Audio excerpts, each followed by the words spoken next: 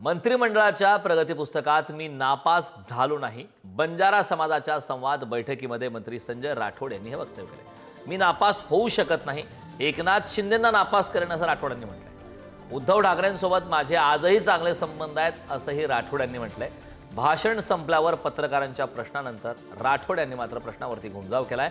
मी असं काही बोललोच नाही असं राठोड यांनी म्हटलं.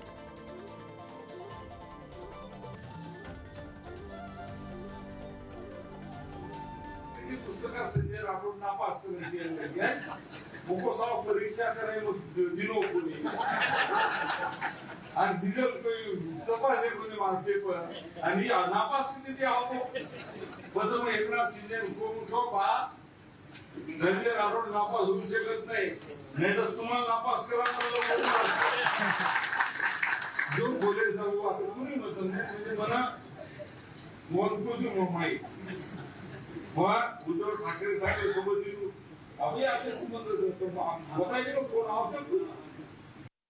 असं अजिबात मी सांगितलेलं नाही आहे. एक समाजाचा कार्यकर्ता म्हणून मंत्री म्हणून मला इथं बोलवलं. या बैठकीत सर्व पक्षाचे आमचे कार्यकर्ते होते.